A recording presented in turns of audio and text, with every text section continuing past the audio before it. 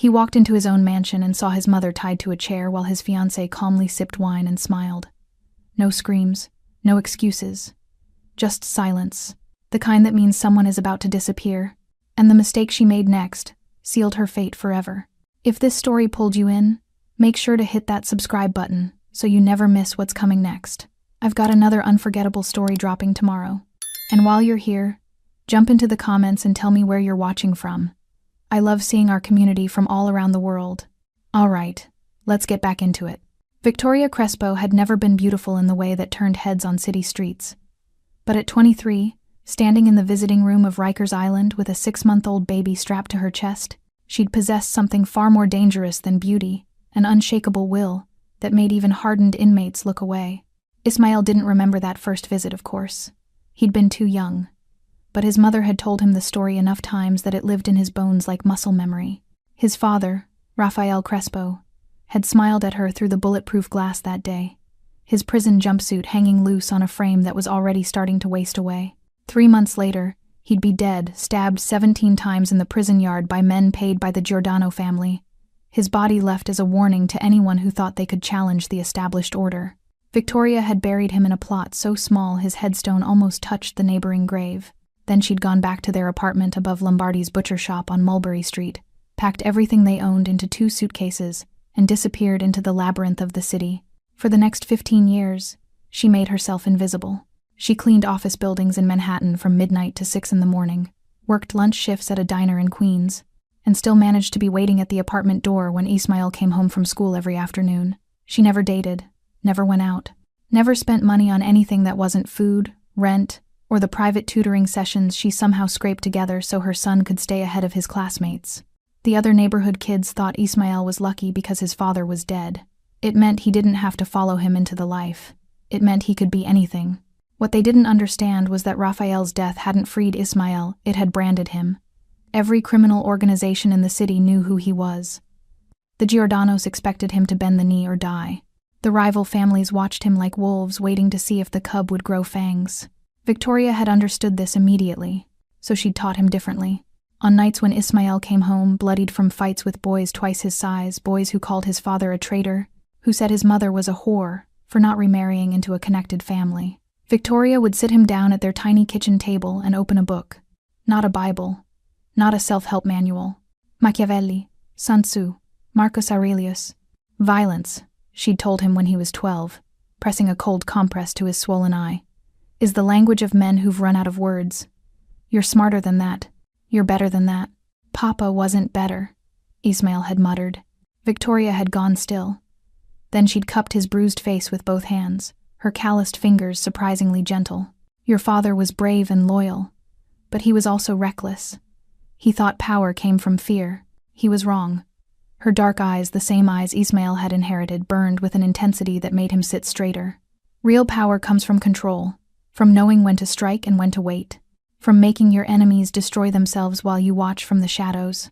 At 15, Ismail had dropped out of school and started running errands for Tommy Benedetto, a mid-level enforcer who controlled the protection rackets in Little Italy. Victoria hadn't tried to stop him. She'd known it was inevitable, but she'd made him promise one thing: never become the man who killed your father. Never be so drunk on power that you forget why you wanted it in the first place. By 20, Ismail was Tommy's right hand. By 25, Tommy was dead from a heart attack that everyone knew wasn't natural, and Ismail had absorbed his entire operation. By 30, he'd forged alliances with 3 of the 5 families, eliminated the Giordanos through a series of calculated federal indictments, and built an empire that stretched from Brooklyn to Miami. And through it all, Victoria had been there. Not in the boardrooms, not at the meetings, but in the quiet moments between the violence, brewing tea at 2 in the morning when he couldn't sleep, listening without judgment when he confessed the things that kept him awake, reminding him that the boy who'd cried over his father's grave was still somewhere inside the man who'd learned to sign death warrants without blinking. 3 years ago, when Ismail had bought the mansion in the hills overlooking the city, 14 bedrooms, marble imported from Carrara, a wine cellar worth more than most people's houses, Victoria had refused to move in. "It's too much," she'd said simply, standing in the grand foyer with her worn cardigan and sensible shoes, looking impossibly small against the cathedral ceilings. "It's yours," Ismail had insisted. "Everything I've built is because of you. She'd touched his cheek the way she used to when he was a child. Then let me live how I choose. I don't need palaces, me Joe. I never did. But 6 months later, she'd fallen on the stairs of her modest brownstone and broken her hip. The recovery had been brutal. Months of physical therapy, infections, setbacks that aged her a decade in weeks. That's when Ismail had simply moved her into the mansion's east wing while she was still in the hospital. By the time she'd been discharged, her entire apartment had been packed up and her new suite prepared modest by the mansion's standards, but with everything she loved. Her armchair by the window, her collection of mystery novels, the photograph of Raphael from before the prison years. She'd been furious for exactly 1 day. Then she'd hugged him and whispered, "You've always been stubborn." "I learned from the best," he'd replied. And for 2 years, it had worked. Victoria had her independence, her own entrance, her own schedule, her own life. Ismail had the peace of knowing she was safe, cared for by a rotating staff of nurses and housekeepers who treated her with the reverence reserved for royalty. Then, 8 months ago, he'd brought Esther Woods home. The first time Victoria met his fiancé, she'd said nothing, just observed with those sharp dark eyes that missed nothing, then excused herself politely after dinner. Later that night, she'd found Ismail in his study. "She's beautiful," Victoria had said carefully. "But," his mother had been quiet for a long moment, "but she looks at this house the way your father's enemies used to look at his territory, like she's already calculating how to take it." Ismail had laughed it off, told himself his mother was being overprotective, paranoid from too many years of running and hiding. Now, watching Esther's trembling hands struggle with the silk ropes, seeing the resignation in Victoria's eyes, not confusion, not fear, but the weary acceptance of someone who'd tried to warn him and knew she'd failed, Ismail understood. His mother had been right. She was always right, and he'd been too blind to see it. The silk ropes fell to the Persian rug with barely a whisper. Victoria didn't move immediately. She sat perfectly still in the Queen Anne chair, her wrists marked with faint red indentations that would fade by morning. Esther had been careful about that too. Her silver hair, usually pinned in a neat bun, hung loose around her shoulders, making her look smaller, frailer, older than her 71 years. But when she finally lifted her eyes to meet Ismail's, there was nothing frail in that gaze. "I'll make tea," she said quietly, rising with the careful dignity of someone who refused to let humiliation define her. "Earl Grey, I think. Unless you'd prefer something stronger." Her voice was steady, controlled, the same tone she'd used when he was 9 years old and came home crying because the Moretti boys had cornered him after school, telling him his father had died screaming like a coward. She'd made him tea that day too. Then she'd taught him how to break a nose without breaking his own hand. "Mama," Ismail started, but Victoria was already moving past him toward the kitchen, her floral house dress rustling softly, her bare feet silent against the hardwood. She didn't look at Esther, didn't acknowledge her at all. It was the most devastating dismissal Ismail had ever witnessed. Esther stood frozen near the fireplace, her emerald gown suddenly looking garish in the amber light, her carefully composed expression cracking at the edges. She opened her mouth, closed it, then reached for her wineglass with a hand that shook just slightly. "Ismail, please," she said, her voice dropping into that breathy, vulnerable register she used when she wanted something. "Let me explain. You don't understand what's been happening. She's been—" "Go upstairs." Esther blinked. "What?" "Go, upstairs." He still hadn't raised his voice, hadn't moved from his position in the archway, but something in his absolute stillness made her take an involuntary step backward. "We'll talk in the morning, but I need to—" "Now, Esther." She stared at him for 3 long seconds, her jaw tight, her dark eyes calculating. Then she set down her wineglass with exaggerated care, smoothed her dress, and walked toward the grand staircase with her head high, a queen retreating from a battle, not a defeat. The click of her heels against marble echoed through the house until a door closed somewhere on the 2nd floor. Silence flooded back like water. Ismail stood alone in the living room, surrounded by the trappings of power he'd spent 20 years accumulating original Rothko on the walls, furniture that cost more than cars, floor-to-ceiling windows that framed the city lights below like a kingdom laid out for inspection. None of it meant anything. He found Victoria in the kitchen, standing at the commercial-grade espresso machine, her back to him as she filled the copper kettle with filtered water. The room was a study in Contradiction's industrial stainless steel appliances, alongside the delicate china tea service she'd brought from her old apartment, refusing to use those pretentious cups Esther had ordered from Paris. "You don't have to," he started. "Sit," Victoria didn't turn around. "You've been traveling for 3 days. You must be exhausted." Ismail pulled out one of the bar stools at the marble island and sat. The leather briefcase he'd been carrying felt absurdly heavy now. He set it on the floor. The kettle began to hiss softly. Victoria moved with the practiced efficiency of someone who'd spent decades working multiple jobs, her hands steady as she measured loose-leaf tea into the ceramic pot, arranged cups on a tray, added the honey she kept in a small jar, because she refused to use the fancy stuff from the pantry. Ismail watched his mother's reflection in the darkened window above the sink. The fluorescent under-cabinet lighting cast harsh shadows across her face, highlighting every line, every weathered year. When had she gotten so thin? When had her hands developed that slight tremor? How long had he been too busy building his empire to notice? "How long?" he asked quietly. Victoria's hands paused for just a fraction of a second. Then she continued preparing the tea. "How long what, Mijo?" "Don't." The word came out harder than he'd intended. He softened his tone. "Please don't protect me from this. How long has she been doing this to you?" The kettle screamed. Victoria turned off the burner, poured the boiling water over the tea leaves with the same careful precision she'd used to pour disinfectant on his childhood wounds. Steady, thorough, refusing to let her hands shake, no matter how much it hurt. 3 months, she said finally. Maybe 4. It's hard to say exactly when it started. Small things at first. What kind of small things? Victoria brought the tray to the island and sat across from him, her movements slow, deliberate. She looked exhausted, not the exhaustion of a single night, but the bone-deep weariness of someone who'd been fighting a war in silence. She'd suggest I was confused about conversations we'd had.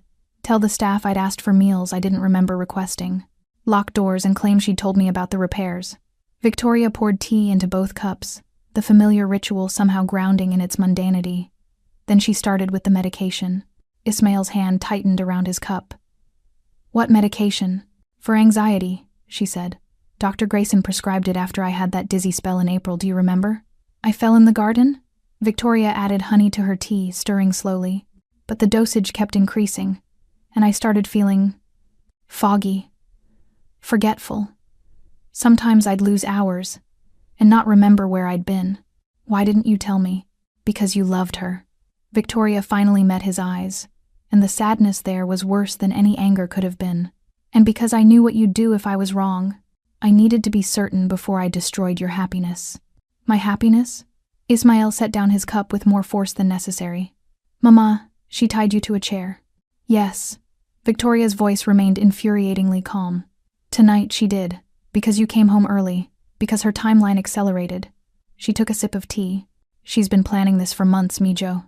The medical records, the witness statements from staff she's bribed, the legal paperwork. She's been building a case to have me declared incompetent."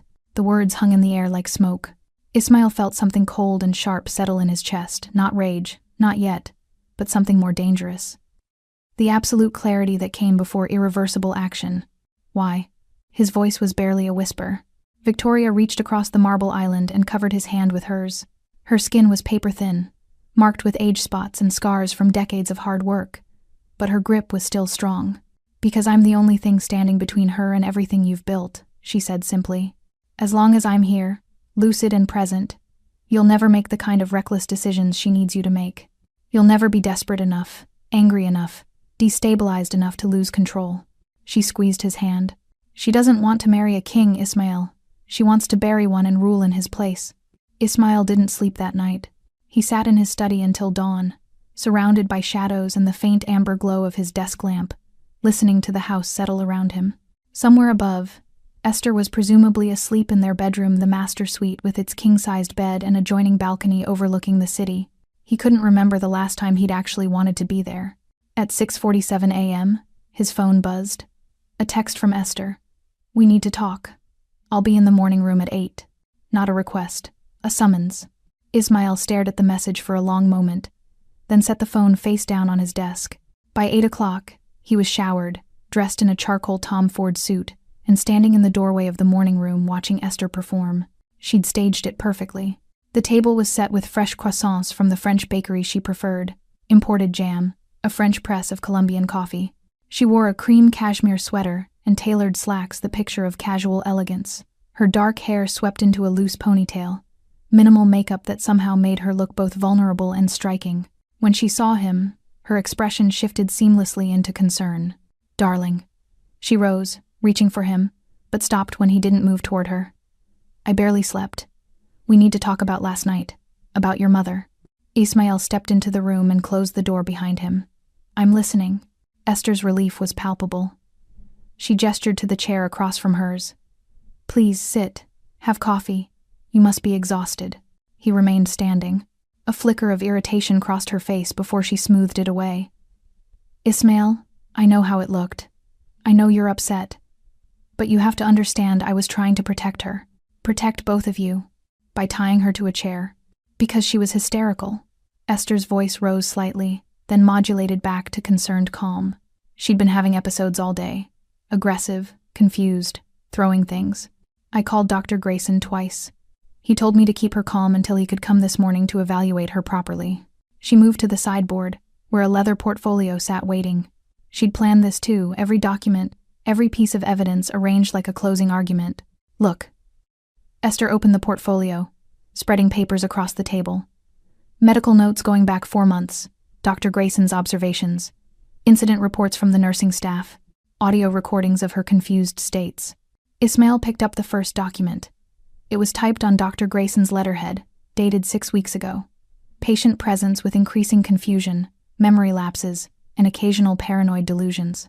Recommend increased supervision and possible adjustment to current medication regimen. "Paranoid delusions," Ismail read aloud. "About what?" "About me." Esther's voice broke just slightly, a masterful touch. "She's convinced I'm trying to hurt her, that I want to take over your business, that I'm poisoning her mind." "Ismail, it's textbook dementia with paranoid features." Dr. Grayson explained it all. He set down the first document and picked up another. This one included timestamps and brief descriptions. 10:15 a.m.s. Patient refused medication. Claimed it was making her sick. Became verbally combative. 2:40 p.m. Patient. Found wandering in restricted wing. Disoriented. 11:30 p.m. Patient attempted to call outside number repeatedly, claiming she needed help. "These are from the nursing staff?" Ismail asked, his voice carefully neutral. "From Nurse Patricia. She's been documenting everything." Esther pulled out another sheet. "And here, this is a neurological assessment recommending a competency evaluation. Dr. Grayson thinks we should file for temporary guardianship, just until we can get her stabilized." There it was. The word his mother had warned him about. Guardianship. Esther moved closer. Her perfume something expensive and floral filling the space between them. "I know this is painful. I know you love her. But we have to face reality. Victoria is 71 years old. She's declining. And if we don't act now, while we can still help her with dignity, it's going to get worse. Much worse." She touched his arm gently. "Let me carry this burden with you. That's what partners do. We protect the people we love, even when they can't see that they need protection." Ismail looked down at her hand on his sleeve, the 3-carat diamond engagement ring he'd given her 9 months ago, catching the morning light. The manicured nails painted a subtle rose. Everything about Esther Woods was perfect, calculated, precise. He'd been attracted to that once.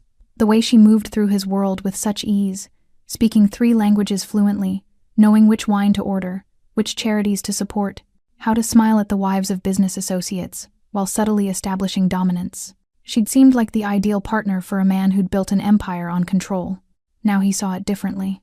She wasn't his partner. She was his competitor. "Where's Dr. Grayson now?" Ismail asked. "He'll be here at 10. I told him about last night. And he's clearing his schedule." Esther's eyes searched his face. "Are you angry with me? Should I be?" "No." She said it firmly, her chin lifting. "I did what any person who loved this family would do. I documented the decline. I called the professionals. And when your mother became a danger to herself last night, I restrained her as gently as possible until help could arrive." She paused. "If you'd found her hurt or worse because I'd ignored the warning signs, you'd never forgive me.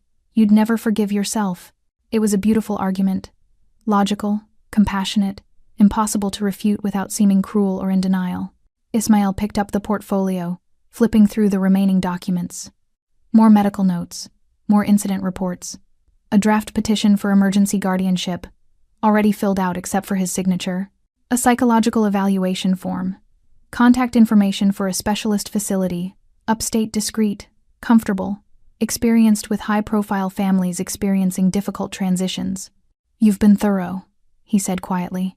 Esther's shoulders relaxed slightly. "I had to be, for her sake. And this nurse, Patricia, she's been the primary caregiver? For the past 2 months, yes. She's experienced with dementia patients, very professional. I'd like to speak with her."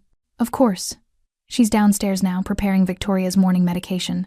Esther moved to pour coffee, clearly believing the crisis had passed. "Would you like me to call her up?" "No." Ismail closed the portfolio. "I'll go down." Something flickered in Esther's expression, too quick to name, gone before he could analyze it. "Ismail." She set down the coffee pot. "Before you do, I need you to trust me. I know your mother said things last night, things that probably contradicted everything I'm telling you now, but that's part of the disease. The paranoia makes them convincing, makes them believe their own delusions." She stepped closer, her voice dropping to something intimate, pleading. "Don't let her confusion poison what we have. Please." Ismail met her eyes, those dark, intelligent eyes that had once captivated him. "I'll talk to the nurse," he said. "Then we'll see Dr. Grayson together." "Together." Esther smiled, relief flooding her features. "Yes, that's exactly right." She thought she'd won. Ismail could see it in the way her posture relaxed, the way her hand reached out to squeeze his arm one more time before he left the room. What she didn't see was the single detail that didn't fit.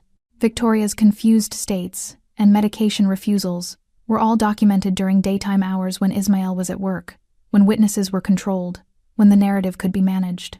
But last night, when he'd walked in unannounced, his mother hadn't been confused. She'd been silenced. There was a difference, and Ismail Crespo had built an empire on noticing differences others missed. Nurse Patricia was in Victoria's suite, organizing pill bottles on the nightstand with the methodical efficiency of someone following a routine. She was younger than Ismail expected, mid-30s, blonde hair pulled into a severe ponytail, wearing pale blue scrubs that were spotless despite the early hour. She didn't hear him enter. The door to Victoria's private wing had been left slightly ajar, and he'd learned long ago how to move without sound. His mother was still asleep in the adjacent bedroom, her breathing steady and deep. Exhausted from last night, probably, or sedated. Ismail watched Patricia sort through the medications. Blue pills into one container, white capsules into another. A small liquid vial that she held up to the light, checking the dosage marking with professional precision. "That's quite a collection," he said quietly. Patricia spun around, nearly dropping the vial. Her hand flew to her chest. "Mr. Crespo, I wasn't expecting." Clearly. He stepped fully into the room, closing the door behind him with a soft click. "I'm sorry to startle you. I wanted to check on my mother." Patricia's face cycled through several emotions before settling on professional composure.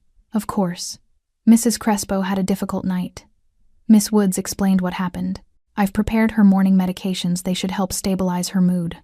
Ismail moved to the nightstand, picking up one of the orange prescription bottles. The label read, "Lorazepam, 2 milligrams. Take 1 tablet twice daily for anxiety. Prescribed by Dr. Richard Grayson 3 months ago." He set it down and picked up another. "Quetiapine, 100 milligrams. Take at bedtime for mood stabilization." And another.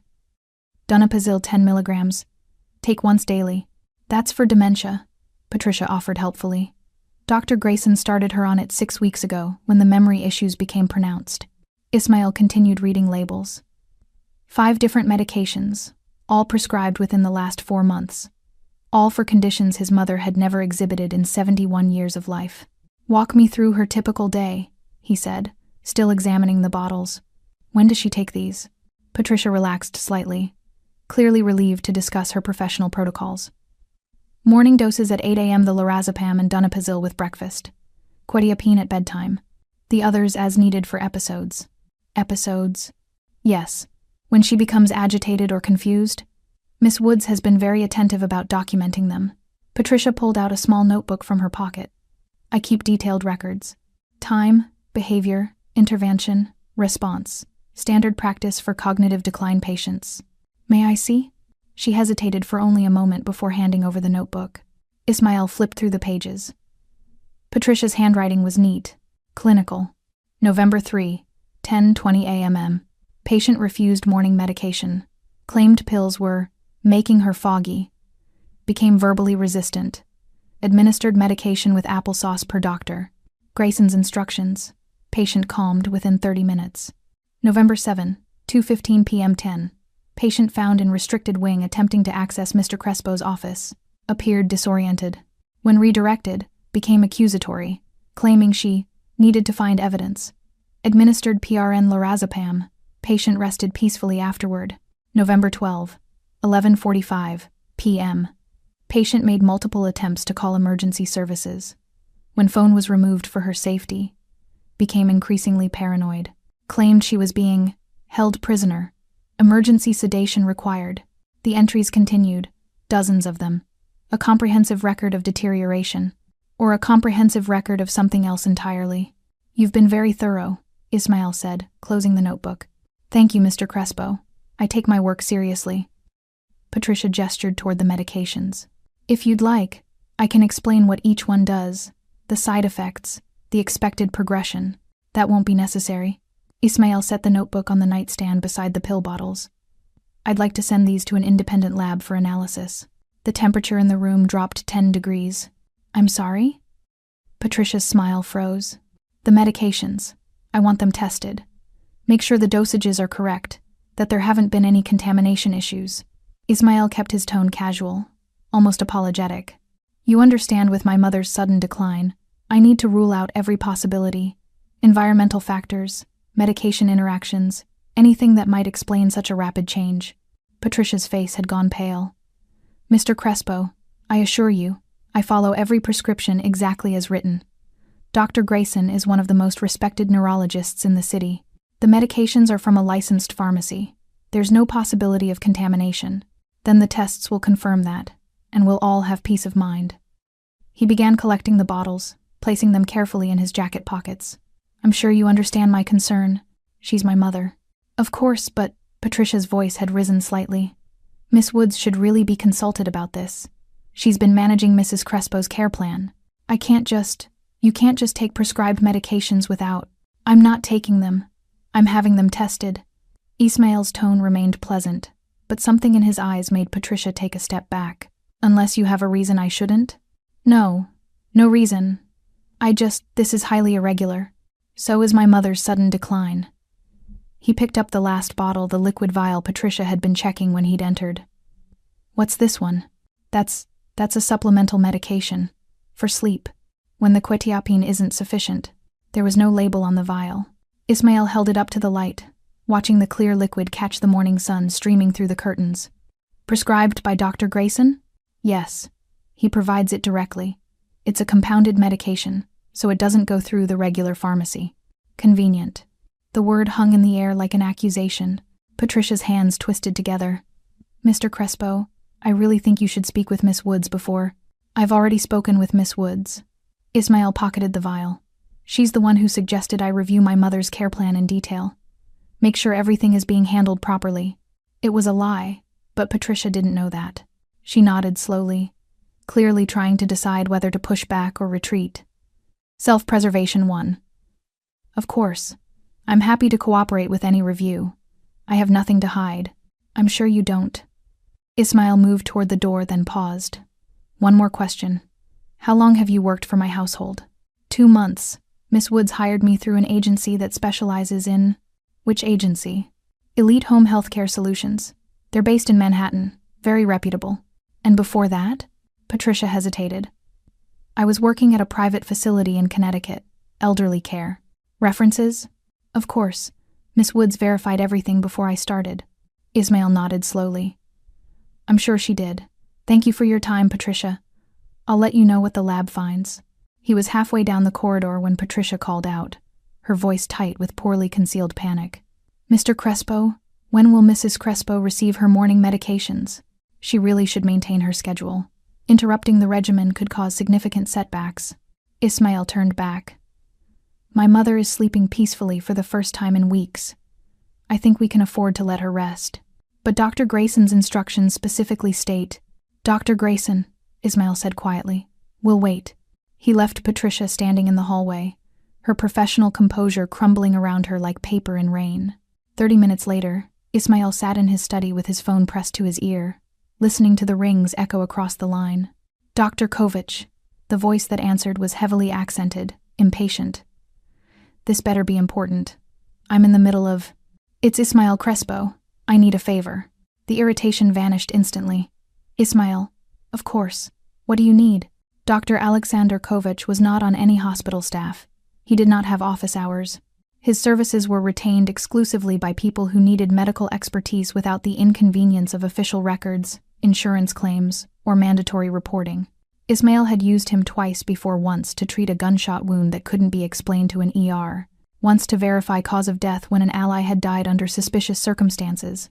I need a complete toxicology analysis. Blood work, medication screening, the full spectrum. Ismael set the collection of pill bottles on his desk. And I need it today. Is this for... My mother. Silence on the other end. Then, I'll be there in an hour. Ismael ended the call and stared at the bottles lined up before him like evidence in a trial. 5 different medications, all prescribed in the last 4 months. All for conditions that had appeared suddenly, dramatically, conveniently. His mother's words from last night echoed in his mind. She's been planning this for months. If Victoria was right, if Esther had been systematically drugging her, creating symptoms, building a medical record to support a competency claim, then every pill in these bottles was a weapon. And Ismael needed to know exactly what ammunition he was dealing with. His phone buzzed. A text from Esther. Dr. Grayson is here early. Can you come down? Ismael looked at the message, then at the medications on his desk. He typed back, on my way. It was time to see exactly how good a liar his fiancée really was. Dr. Richard Grayson was exactly what Ismael expected. Silver-haired, impeccably dressed in a navy suit that cost more than most people's monthly rent. Wire-rimmed glasses perched on an aquiline nose. He carried a leather medical bag that looked like it belonged in a period drama and had the kind of confident, compassionate expression that probably calmed wealthy families writing checks for private care. He was also, Ismael noted, visibly uncomfortable. They sat in the formal living room, the same room where, less than 12 hours ago, Victoria had been bound to a chair. Esther had orchestrated the seating arrangements, she and the doctor on the sofa, Ismael in the wingback chair opposite, a coffee service between them. Like this was a civilized consultation rather than an interrogation. Mr. Crespo. Dr. Grayson extended his hand. I wish we were meeting under better circumstances.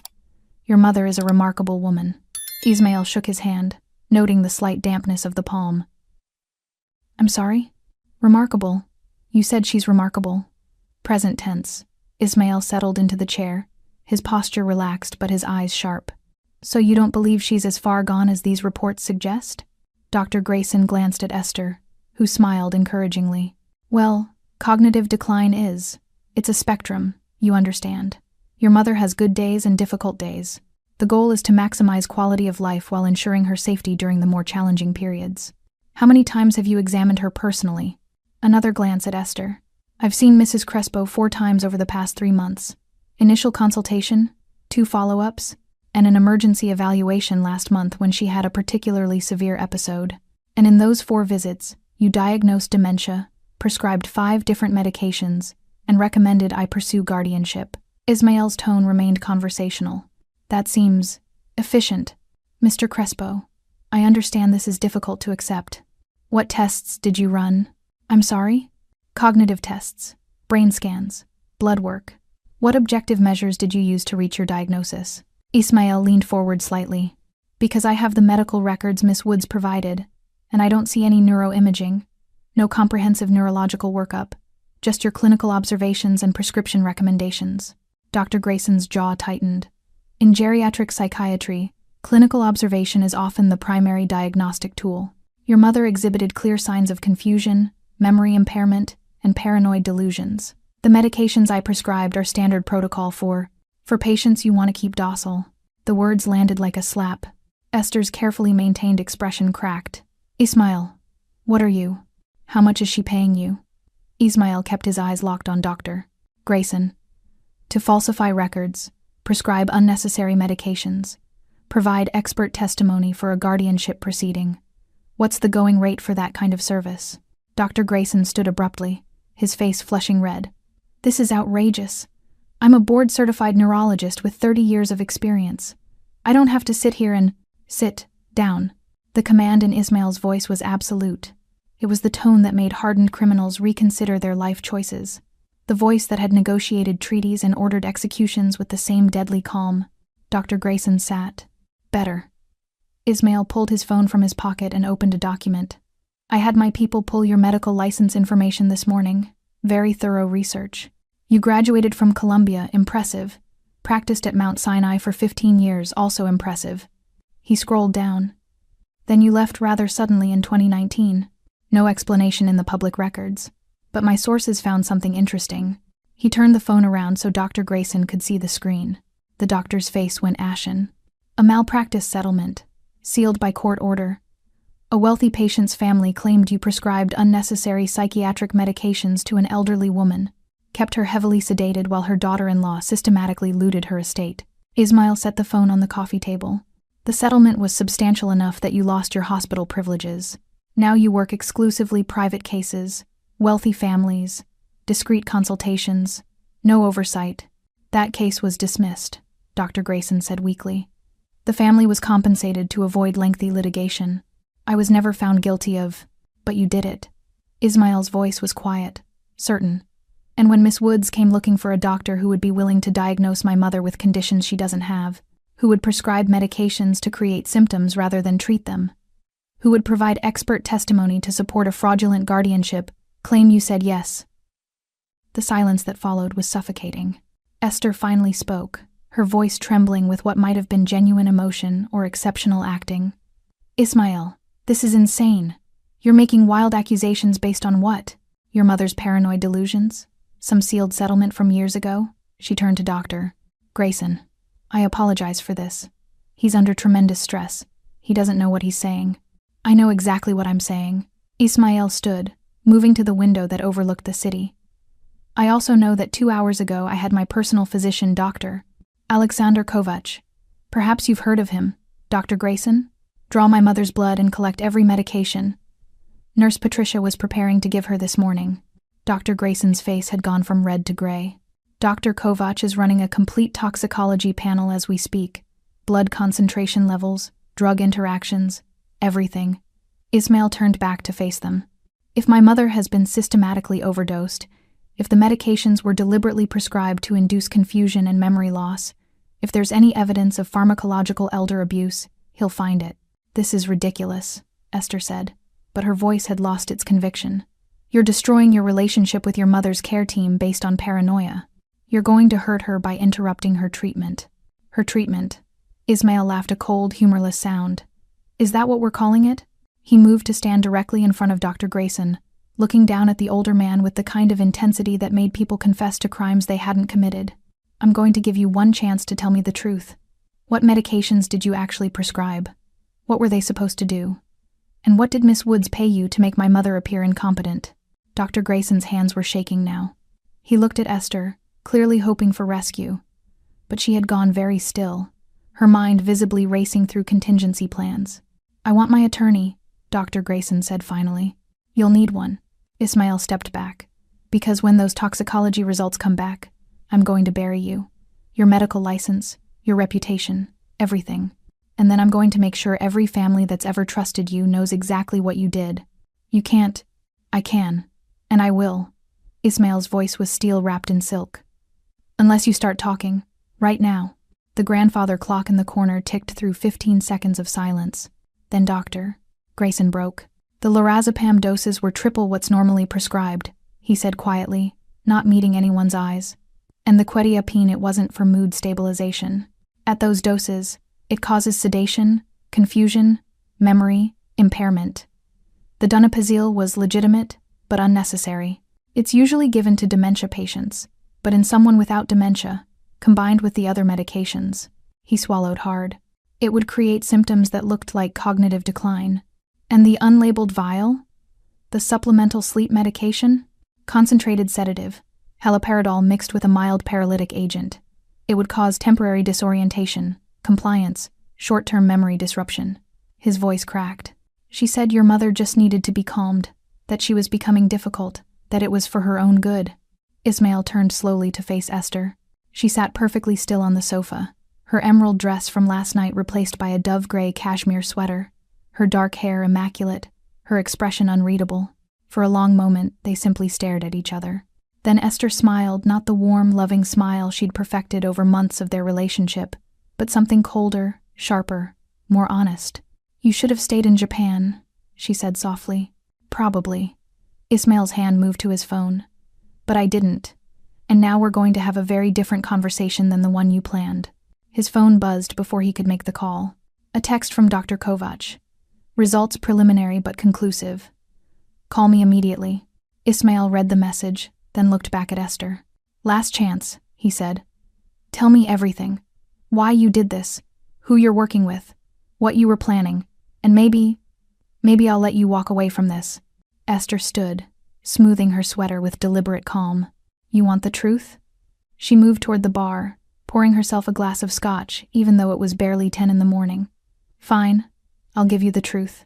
She took a long sip, then turned to face him with a smile that was equal parts admiration and contempt. "Your mother was right about everything." The scotch glass caught the morning light as Esther swirled the amber liquid, seemingly in no hurry now that the performance was over. "Your mother saw through me the first night we met," she said, her voice stripped of the breathy vulnerability she'd worn like armor. "I could feel it. The way she watched me at dinner, asking those careful questions about my family, my background, my interests. She wasn't making conversation. She was conducting reconnaissance." Ismail remained perfectly still, his phone in his hand, finger hovering over Dr. Kovac's contact, but he didn't press it. Not yet. Dr. Grayson had shrunk into the sofa cushions, clearly wishing he could disappear entirely. "I grew up with nothing," Esther continued, moving to the window where Ismail had stood moments before. "Not the romantic kind of nothing, the desperate kind. Trailer parks and welfare checks and watching my mother sell herself to keep the lights on. Do you know what that does to a child? Watching the world remind you every single day that your life doesn't matter because you weren't born into the right family. So, you decided to marry into one," Ismail said quietly. "I decided to become one." She turned back to face him, her eyes bright with something between ambition and fury. "I made myself into exactly what men like you want. Educated, elegant, cultured. I learned wine and art and how to smile at the right people. I erased every trace of who I was and became who I needed to be. And Victoria threatened that. Your mother was that threat." Esther's voice hardened. "As long as she was here, lucid and influential, I was always going to be the outsider. The fiancée. The woman waiting for approval that would never come because she saw exactly what I was, someone who wanted what she had built." "She built nothing," Ismail said. "She cleaned buildings and worked double shifts. She built you." The words cut through his objection like a blade. "Everything you are, everything you've accomplished, every decision you make, it all flows back to her. The values she taught you, the morality she insisted on, the control she maintains even when she's not in the room." Esther finished her scotch in one swallow. "As long as Victoria Crespo was your conscience, I could never truly have access to your power. You'd always hesitate, always question, always wonder what she would think." Ismail's jaw tightened. "So you tried to erase her." "I tried to remove the obstacle." Esther set down the glass with deliberate care. The medications were supposed to make her compliant, confused enough that her objections wouldn't matter. The medical records would establish a pattern of decline. The guardianship would transfer decision-making authority to you and, by extension, to me as your wife. She smiled without warmth. Then the real work could begin. "What real work?" "Destabilizing your empire." She said it like it was obvious, inevitable. "You've built too carefully, Ismail. Too much restraint, too many rules, too much honor among thieves. But men like you make mistakes when they're emotionally compromised. Lose your mother to dementia, watch her fade away in some facility while you're consumed with guilt that would have made you reckless. And you'd be there to help me make those reckless decisions. I'd be there to guide you toward the right partnerships. The Kozlov family has been very interested in your shipping routes. The Delgado cartel would pay handsomely for your distribution networks. There are a dozen organizations willing to pay premium prices for pieces of what you've built, if only someone was willing to sell." The room seemed to tilt. "You were going to dismantle everything," Ismail said slowly. "Piece by piece, using me as the front while you sold my empire to the highest bidders." "Our empire," Esther corrected. "Once we were married. Community property, darling. 50% mine the moment we signed the papers." She moved closer, her voice dropping to something almost intimate. "And if something unfortunate happened to you afterward, a retaliation from a rival family, perhaps, or a tragic accident during one of your increasingly reckless operations, I'd inherit the rest. The grieving widow. Young, capable, ready to negotiate with interested parties. You planned to kill me. I planned for every contingency. Esther's smile was sharp as broken glass. But you're making this sound so mercenary. I did care for you, in my way. You're brilliant, powerful, attractive. If you'd been willing to be a true partner to share power instead of hoarding it, things might have been different. A true partner wouldn't drug my mother. A true partner would have recognized that your mother was a liability. Esther's mask slipped slightly, showing genuine frustration. You let a 71-year-old woman dictate your choices. Her values, her morality, her endless lessons about honor and control. She turned you into a crime lord who thinks he's a philosopher. You could have been so much more. The phone in Ismail's hand buzzed again. Another text from Dr. Kovac. We need to talk. Now. But Ismail didn't look down. He was staring at Esther Woods, really seeing her for the first time. Not the elegant fiancée who'd charmed his associates and decorated his home and smiled beside him at benefits, but the desperate, ambitious survivor who'd clawed her way out of poverty by becoming whatever she needed to be, and who viewed his empire the way a conqueror views territory to be claimed. Who else is involved? He asked. Does it matter? It matters very much.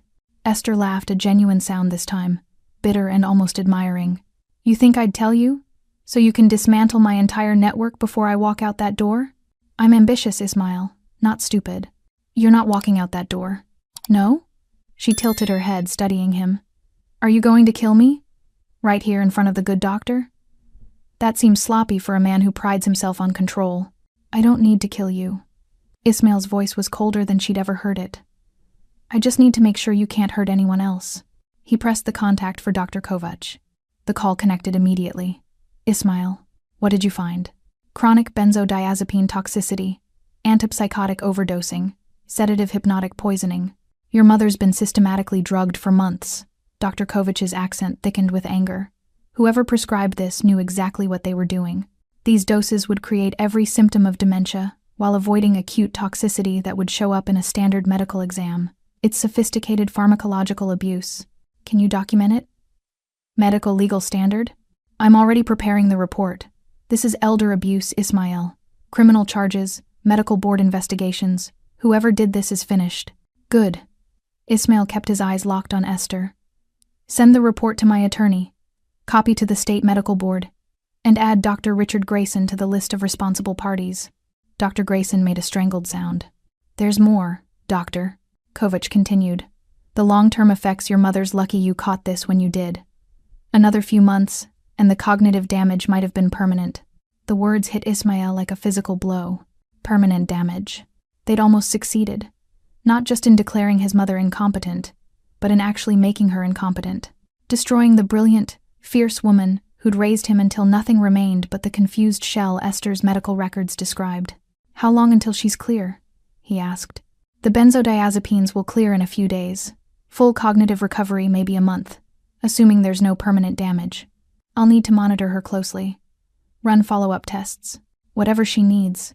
Ismail ended the call and turned back to Esther. You almost destroyed her. Almost. Esther's voice held no remorse. But you came home early. Bad timing for both of us. A sound from the doorway made them all turn. Victoria stood there, wearing a simple linen robe, her silver hair loose around her shoulders. She looked small, fragile until you met her eyes. Those dark eyes that had watched empires rise and fall, that had buried a husband and raised a son in a world that wanted to devour them both, that had seen through Esther Woods from the very first night. Not bad timing, Victoria said quietly, her voice steady despite the months of pharmacological torture. Perfect timing. She walked into the room with slow, careful dignity, not because she was weak, but because she refused to let them see her shake. Ismail moved immediately to her side, but she waved him off gently. I can stand, mijo. She looked past him to Esther. I need to say this while I still remember. Mama, you don't have to. Yes, I do. Victoria moved to the center of the room, and suddenly it was clear who commanded the space. For 4 months, you told me I was losing my mind, that my memories were false, that my concerns were paranoid delusions. Esther said nothing. You drugged my food, locked me in rooms and claimed I'd wandered, tied me to chairs and called it care. Victoria's voice remained calm, factual. You told the staff I was dangerous. You had that man. She gestured toward Dr. Grayson without looking at him. Write reports claiming I was incompetent. Mrs. Crespo, I'm so… Dr. Grayson started. Be silent. Victoria's command was absolute. She turned back to Esther. But the worst thing you did, the cruelest thing, was make me doubt myself. There were days when I thought you might be right. When the fog was so thick I couldn't remember what was real anymore. When I wondered if I really was going insane. A single tear traced down her weathered cheek. Those days, Victoria continued, her voice breaking slightly, were worse than any physical pain you could have inflicted. You didn't just try to take my mind. You tried to take my truth. Esther's composure finally cracked. You were in the way. I was his mother. The words carried the weight of absolute certainty. And you will never understand what that means, because you don't know how to love anything you can't own. The silence that followed was profound. Then Victoria turned to her son, reaching up to touch his face with a trembling hand. Thank you, she whispered, for believing me when I couldn't believe myself. Ismail caught her hand, pressing it against his cheek. Always, Mama, he said. Always. The next 72 hours passed like a carefully choreographed performance, with Ismail playing the role of a man who didn't know he'd already won. He sent Dr. Grayson home with a quiet warning that sounded almost like mercy. Disappear. Retire. Move somewhere warm and never practice medicine again. If I hear your name connected to another patient, if you so much as write a prescription for aspirin, I will make sure that sealed malpractice settlement becomes front-page news. The doctor had left so quickly he'd forgotten his medical bag. Esther, however, stayed. That was the dangerous part, the game within the game. She'd confessed to everything in a moment of arrogant certainty, believing that the truth didn't matter because Ismail couldn't act on it without exposing himself. A mafia boss couldn't exactly call the police to report his fiancée's conspiracy. The legal system wasn't built for men like him, but she'd made one critical miscalculation. She thought he'd react with emotion, with rage or heartbreak, or the reckless violence she'd been counting on to destabilize him. Instead, Ismail did what he always did when facing an enemy who'd shown their hand too early. He smiled. And he waited. We need to talk about what happens next, he'd said that afternoon, finding Esther in the conservatory where she'd retreated after Victoria's testimony. She was reading a book or pretending to her posture perfect, her face composed. She'd looked up with cautious hope. I wasn't sure you'd want to talk to me. I don't want to. Ismail had sat across from her, his body language open, vulnerable. But I need to, for both our sakes. I meant what I said earlier, Esther had ventured. About caring for you. I went about things the wrong way. I see that now. I was desperate, afraid of losing you. It was a masterful pivot, reframing conspiracy as insecurity, abuse as misguided love. Ismail had let her spin the lie. My mother will recover, he'd said carefully. Dr. Kovac says a month, maybe less. We'll keep her here. Supervised care. No more outside nurses. No more medications except what Kovac approves. Of course. Esther's relief had been palpable. Whatever she needs. I want to make this right, Ismail. I want us to heal from this. Do you? Yes. She'd reached across the space between them, her hand hovering near his. I made mistakes. Terrible mistakes. But I love you. And I hope you still love me too. Ismail had taken her hand, watching her eyes light with desperate optimism. I need time, he'd said, to process everything, to make sure my mother is stable. Can you give me that? Of course. Anything. And I need you to do something for me. Esther had tensed slightly. What? The people you were working with, the Kozlov family, the Delgado cartel, whoever else was part of your plan. I need you to contact them. Tell them the timeline is accelerating. Tell them I'm unstable, vulnerable, ready to make deals. She'd gone very still. Why would you want me to? Because I need to know who they are. Ismail had leaned forward, lowering his voice to something intimate, conspiratorial. You were right about some things, Esther. My mother does constrain me. Her values, her morality, they've made me cautious when I should be bold. Maybe it's time to explore new partnerships, opportunities I wouldn't have considered before. The lie had been perfectly calibrated, equal parts confession and manipulation. Esther's mind had raced behind her eyes, calculating, adjusting, seeing a path forward where moments before there'd been only ruin. You mean that? I mean, I'm tired of being controlled by the past. Ismail had squeezed her hand. Help me understand what you were building. Show me the vision you had for our future. If it makes sense, if I can see the value, maybe we can salvage something from this. It was exactly what she'd wanted to hear. The possibility of redemption, of still winning, even after the confession. I'll need to make some calls, she'd said slowly. Explain that things are evolving, that you're open to discussions. Do it. Ismail had stood, pulling her to her feet, but carefully. I don't want anyone knowing about the last few days. As far as anyone outside this house knows, everything is fine between us. What about your mother? My mother stays in her suite until she's recovered. The staff thinks she's ill, which is true. No one needs to know the details. Esther had nodded, already planning, already adapting. There's one more thing, Ismail had added, stopping her as she'd moved toward the door. I'm hosting a dinner, 1 week from tonight, private, intimate. I want to meet these potential partners of yours, face to face, no intermediaries. Here? In the house? Where else? Ismail had smiled. I need to see who I'm getting into business with. And they need to see me. The unstable, vulnerable version you've been promising them. Esther had studied him for a long moment, looking for the trap. But Ismail had learned long ago how to be whatever someone needed him to be. In that moment, he'd been the grieving son, the compromised leader, the man whose moral compass had finally cracked under the weight of betrayal. A dinner, she'd repeated. 1 week. Can you arrange it? I can arrange anything. The old confidence had crept back into her voice. How many guests? You tell me. However many key players you need to make this work. She'd smiled then, the predatory smile she'd hidden for months behind warmth and devotion. I'll make the calls tonight. And she had. Over the next 6 days, Ismail watched Esther orchestrate her own destruction with the efficiency of someone who thought they were building an empire. She made calls from the East Terrace, thinking he couldn't hear. She scheduled meetings at cafes in the city, believing he wouldn't follow. She sent encrypted messages on her laptop, not knowing he'd installed monitoring software the morning after her confession. Every contact she made, every potential ally she reached out to, every piece of her conspiracy, Ismail documented it all. Dmitry Kozlov's representative, offering to optimize shipping routes through Eastern Europe, a Delgado cartel lieutenant, interested in expanding distribution partnerships, a corrupt attorney named Harrison Webb, who specialized in hostile takeovers of criminal organizations, a financial consultant who laundered money through art galleries and real estate, even a rival crime family, the Benedettos, Tommy's cousins who'd been waiting years for an opportunity to reclaim what Ismail had taken, all of them hungry, all of them circling, all of them about to walk into Ismail Crespo's home thinking they were negotiating the dismantling of his empire. Esther believed she was conducting a symphony. She didn't realize she was composing her own requiem. On the 6th day, Ismail found his mother in the library, reading in the afternoon light. Her color had returned. Her eyes were clear. The fog that Esther's medications had created was lifting day by day, revealing the sharp, formidable woman who'd raised him. You look better, he said, sitting in the chair beside hers. I feel human again. Victoria closed her book. Doctor, Kovac says I'm recovering ahead of schedule. The mind is resilient when given a chance. I'm sorry I didn't see it sooner. Don't.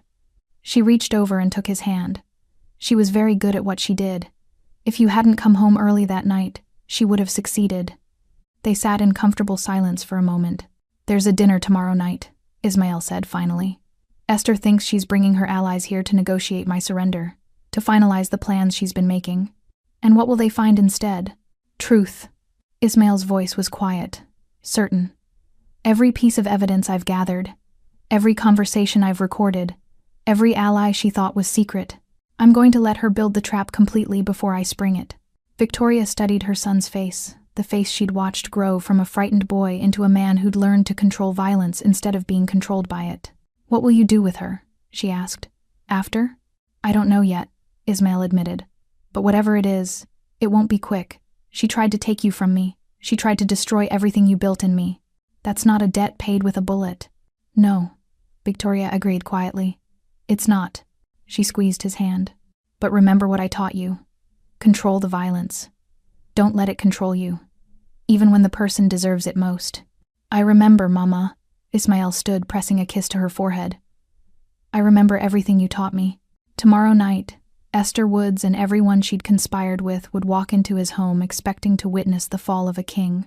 Instead, they'd learn why Ismail Crespo had survived in a world that ate the weak and punished the careless.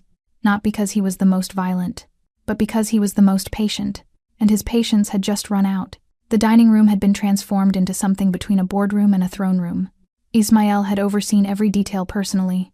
The long mahogany table that could seat 16 was set with bone china and crystal that caught the chandelier light like ice. Each place setting included a leather portfolio, empty now, but waiting. 7 guests were expected. 7 conspirators who thought they were coming to negotiate the dissolution of Ismail Crespo's empire. They began arriving at 8 o'clock. Dmitry Kozlov's representative came first, a man named Alexei Petrov, with cold eyes and an expensive watch. He moved through the foyer like he was already calculating square footage and resale value. Next came Isabella Delgado, the cartel lieutenant who wore designer suits and had personally ordered the deaths of 43 people. She kissed Esther's cheek like they were old friends. Harrison Webb, the corrupt attorney, arrived with a briefcase full of contracts. The financial consultant, a woman named Patricia Chen, brought spreadsheets. 2 Benedetto cousins, Frank and Joseph, came together, their eyes scanning the mansion with barely concealed resentment. Esther played hostess with flawless grace, guiding them all to the dining room, pouring wine, making introductions as if this were a legitimate business dinner rather than a conspiracy to commit organized theft and probable murder. Ismail watched from the hallway, invisible in the shadows, counting heads. All present, all accounted for. He entered the dining room at precisely 8:30, and the conversations died instantly. "Thank you for coming," he said, moving to the head of the table. "I know you all have busy schedules. I appreciate your discretion." Esther sat at the opposite end, her emerald dress replaced tonight by something even more striking, black silk that made her look like a widow already in mourning. She smiled at him encouragingly, believing they were partners now, co-conspirators in her grand design. "Esther has told me about the opportunities you've all presented," Ismail continued, remaining standing while the others sat. "Partnerships that could expand my operations significantly. New markets, new distribution channels, new revenue streams." Alexei Petrov leaned forward. "The Kozlov family is prepared to offer very generous terms. I'm sure you are." Ismail's voice was pleasant, conversational. "Before we discuss terms, however, I'd like to share some information with all of you. Context that I think will help frame our negotiations." He pressed a button on a small remote. The lights dimmed. Screens descended from the ceiling at both ends of the room, modern technology hidden in the classical architecture. "What is this?" Isabella Delgado asked. "Transparency," Ismail said simply. The screens flickered to life. Audio began playing, Esther's voice, clear and unmistakable. "Your mother was the obstacle. Remove her, and he becomes manageable, predictable."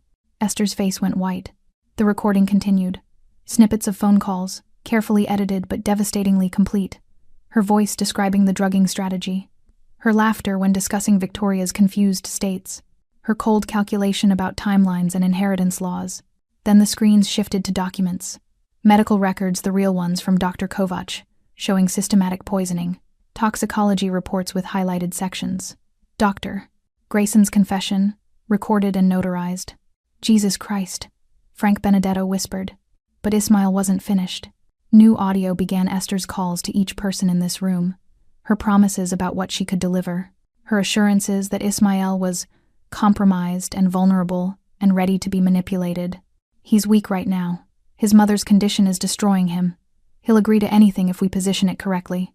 The screens showed text messages, encrypted emails that Ismail's people had decrypted, financial transactions, payments from Kozlov accounts to Esther's hidden offshore accounts, contracts Harrison Webb had drafted for the systematic liquidation of Ismail's assets. Every piece of the conspiracy, displayed in excruciating detail. Alexei Petrov stood abruptly. "This is, I was told you were open to discussions. Sit down." Ismail's voice cut through the room like a blade. Petrov sat. "You were told," Ismail continued, his voice deadly quiet, "that I was weak, vulnerable, easily manipulated, that my mother's condition had compromised my judgment and made me desperate for new partnerships." He moved slowly around the table, placing his hand on each empty chair as he passed. "What you weren't told is that my mother was being systematically poisoned by my fiancé, that the condition you were counting on was pharmacologically induced, that every piece of leverage you thought you had was built on elder abuse and fraud." The silence was suffocating. Ismail stopped behind Esther's chair. She sat rigid, her hands clenched in her lap. "In my world," he said softly, his eyes scanning each face at the table, "there are rules. You can challenge territory. You can compete for markets. You can even try to kill me, if you're brave enough and stupid enough." He leaned down, his voice dropping to something only Esther could hear clearly. "But you never ever disrespect a man's mother." He straightened, addressing the room again. "I invited you here tonight because I wanted you to understand something. Every call you made, every meeting you attended, every plan you contributed to, I documented it all. Your conspiracy isn't secret anymore. It's evidence." Harrison Webb's face had gone gray. "You can't take this to authorities." "I don't need to." Ismael smiled without warmth. The door to the dining room opened. Victoria Crespo entered. She wore a simple navy dress, her silver hair swept into an elegant bun, and she moved with the quiet dignity of someone who had survived everything life had thrown at her and refused to be diminished by any of it. The room fell into a silence so complete that the grandfather clock in the hallway could be heard ticking through the walls. Esther's composure finally shattered. Her face crumbled, showing raw panic for the first time since the evening began. "Mrs. Crespo," Harrison Webb started, rising awkwardly from his chair. "We had no idea." "Sit down, Mr. Webb." Victoria's voice was soft, but carried absolute authority. "All of you. I have something to say, and you're going to listen." She moved to stand beside her son, and Ismael stepped back slightly, giving her the center of the room. This moment belonged to her. "For 4 months," Victoria began, her eyes moving from face to face around the table. "I was told I was losing my mind, that my memories were false, that my fears were paranoid delusions created by a diseased brain." Her voice remained steady, factual, devastating in its calm. "I was drugged, systematically and deliberately. Medications that created confusion, memory loss, disorientation. I was tied to chairs and told it was for my own safety. I was locked in rooms and told I had wandered there myself. I was gaslighted so thoroughly that there were days I believed I truly was going insane." Isabela Delgado looked away, unable to meet Victoria's gaze. "The woman who did this," Victoria continued, her eyes finally landing on Esther, "sat in this house, ate at this table, smiled at my son, and every single day worked to erase me. Not to kill me, that would have been too obvious, but to make me disappear while I was still breathing, to turn me into something so confused and helpless that no one would believe a word I said." She moved closer to the table, her hands resting lightly on the back of an empty chair. "And all of you were willing to benefit from that abuse. You knew she was compromising him through his mother. You knew something wasn't right, but you didn't ask questions because you wanted what she was offering." "Mrs. Crespo, with all respect," Alexei Petrov said carefully, "we were told you were ill. We had no reason to suspect." "You had every reason." Victoria's voice sharpened. "In this world, my son's world, you don't survive without instincts, without asking questions, without verifying what you're told." She paused. "You ignored your instincts because greed made you stupid." Frank Benedetto shifted uncomfortably. "We weren't part of what she did to you. We were just willing to profit from it," Victoria finished. "Which makes you complicit." She turned to look at Esther, who sat frozen at the far end of the table, tears streaming down her carefully made-up face. "You asked me once," Victoria said softly, "what it was like to raise a child alone in this world, to teach him values when violence was the only language spoken around us, to make him believe honor still mattered when everything he saw suggested it didn't." Esther said nothing. "I told you it was the hardest thing I'd ever done, and you smiled and said you admired my strength." Victoria's voice dropped to barely above a whisper. "What you didn't understand, what you still don't understand, is that strength isn't about taking power. It's about knowing when to hold it and when to let it go. It's about building something that lasts beyond your own ambition." She moved closer to Esther, stopping just a few feet away. "You tried to destroy the one thing in this world that mattered more to my son than his empire. You tried to take his mother from him, not through death that would have been cleaner. You tried to make him watch me fade away, confused and helpless, until there was nothing left of the woman who raised him." Victoria's voice broke slightly, but she didn't look away. "That was your mistake. Not the conspiracy, not the greed, but fundamentally misunderstanding what you were attacking. I'm not just his mother. I'm the reason he has a conscience. The reason he can rule through respect instead of fear. The foundation everything he's built stands on." She straightened, her composure returning like armor. "When you poisoned me, you poisoned that foundation. And my son," she glanced at Ismael, pride evident in her eyes, "does not forgive threats to his foundation." Victoria turned back to address the entire room. "I want all of you to remember this moment. Remember that you stood in this room, expecting to negotiate the destruction of a good man's empire, because a desperate woman convinced you he was weak. Remember that you confused compassion for vulnerability, love for liability. She moved toward the door, then paused. And remember that the most dangerous men in this world aren't the ones who rule through violence. They're the ones who learned control from women who refused to let cruelty define their sons. Victoria left the dining room with the same quiet dignity she'd entered with, and somehow the space felt emptier without her presence. Ismail waited until his mother's footsteps faded down the hallway before he spoke again. "Stand up, Esther." She remained seated, her hands gripping the edge of the table as if it could anchor her to a reality that was rapidly dissolving. I said, "Stand up." This time she obeyed, rising on shaking legs, her black silk dress suddenly looking like a costume she no longer had the right to wear. Ismail moved to stand directly in front of her, close enough that the others couldn't hear him speak. "I'm not going to kill you," he said quietly. "That would be too easy, too quick. You'd become a martyr in your own mind, the woman who almost pulled off the perfect con before the vengeful crime lord struck her down." Esther's breath came in shallow gasps. "Instead, I'm going to let you live. But everything else, everything you built, everything you schemed for, everyone who ever believed in you, that ends tonight." He stepped back, addressing the room again. "Here's what happens next. All of you leave this house. You return to your organizations and you explain how you were played by someone who thought drugging an old woman was the path to power. You live with the professional consequences of that stupidity." He turned to Alexei Petrov. "The Kozlov family will receive documentation proving you were negotiating behind their backs, using their resources to fund a personal venture. I doubt they'll be pleased." Petrov's face went ashen. "Miss Delgado, the cartel doesn't take kindly to operators who make unauthorized deals, do they? Especially deals that could have exposed their distribution networks to federal investigation." Isabella Delgado stood slowly, her hand moving toward her purse. "Don't," Ismail said softly. "You're outnumbered, outgunned, and already finished. Leave with some dignity." She froze, then nodded once and moved toward the door. "Mr. Webb, I've already forwarded your draft contracts to the State Bar Association. I'm sure they'll be very interested in your creative interpretation of estate law and elder abuse statutes." The attorney grabbed his briefcase and practically ran from the room.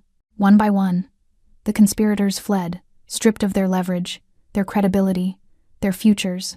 Frank and Joseph Benedetto left without a word, knowing their family would demand answers they couldn't provide. Within minutes, only Ismail and Esther remained. "What about me?" she whispered. "What happens to me?" "You wanted my empire," Ismail said.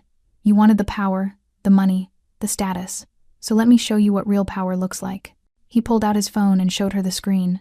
It displayed a bank statement, her offshore accounts, the ones she'd thought were hidden. The balance read 0. "Your money's gone.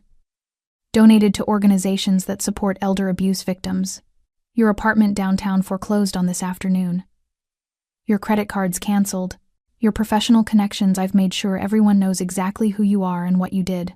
Esther's knees buckled. She caught herself on the chair. "But I'm not having you arrested," Ismail continued. "I'm not having you disappeared or harmed or eliminated, because that would make you a victim. And you're not a victim, Esther. You're a predator who got caught." He moved to the door, then looked back one final time. "You're free to go. Leave this house. Leave this city. Start over somewhere else with nothing. Just like you started the first time. Except now, everyone knows your name and what you're capable of." "Ismail, please. My mother endured 4 months of torture because of you. 4 months of thinking she was losing her mind. 4 months of fear and confusion and violation." His voice was ice. "You'll endure the rest of your life knowing you had everything and threw it away because you couldn't understand that some things, some people are not conquests to be claimed." He opened the door. "Get out of my house." Esther walked past him on trembling legs, her heels clicking against the marble floor like a countdown. She paused at the threshold, opened her mouth as if to say something, then closed it and disappeared into the night. Ismail stood alone in the dining room, surrounded by the remnants of the dinner half-filled wine glasses, abandoned portfolios, the lingering scent of expensive perfume and cheaper desperation. His phone buzzed. A text from one of his lieutenants. "Surveillance confirms she left the property. No tail. She's alone." Ismail typed back, "Good. Make sure she stays that way."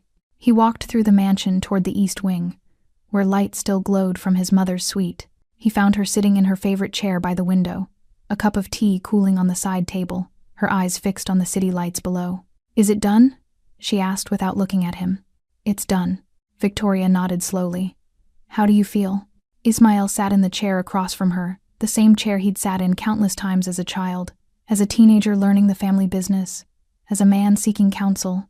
Empty, he admitted. I thought I'd feel satisfaction. Victory. But mostly, I just feel tired. That's because vengeance is exhausting. Victoria finally looked at him. Justice, though real justice that brings peace. Did I do the right thing? Letting her go? His mother reached across and took his hand. You did exactly what I taught you. You controlled the violence instead of letting it control you. You made her face consequences without becoming the monster she believed you were. She squeezed his hand. I'm proud of you. Those 4 words, I'm proud of you, meant more than every dollar in his accounts, every territory under his control, every victory he'd ever claimed. What now? Ismail asked. Now? Victoria smiled. Now we remember that empires are temporary, but family is forever. Money can be stolen, power can shift, but the values we hold, the dignity we maintain, that's what defines us. She stood, moving to the window, and Ismail joined her. Together they looked out at the city, the kingdom he'd built through calculation and patience, through the lessons she'd taught him in that cramped apartment above the butcher shop, through the understanding that true strength came from knowing when to fight and when to wait. She wanted to rule an empire, Victoria said softly, but she never understood that the real power was standing right in front of her the entire time. What power was that? Victoria turned to her son. Her dark eyes, the eyes he'd inherited, filled with the wisdom of someone who'd survived everything and refused to be broken. A mother's love, she said simply. The one thing that can't be bought, stolen, or destroyed. The foundation that holds even when everything else crumbles. Ismail pulled his mother into an embrace, and for the first time in months, he felt the weight he'd been carrying finally lift. Esther Woods had wanted his empire, but she'd never understood that his real empire, the thing worth fighting for, worth protecting, worth everything, was standing in this room, drinking tea, teaching him that mercy could be more devastating than vengeance. And that lesson, like all his mother's lessons, would stay with him forever. Thanks for staying with this story right till the final moment. You're the reason these stories come alive. If you're ready for another powerful journey, just tap the next video on your screen. And before you go, leave a quick comment and rate this story from 1 to 10. I'm excited to see your thoughts and connect with you down there.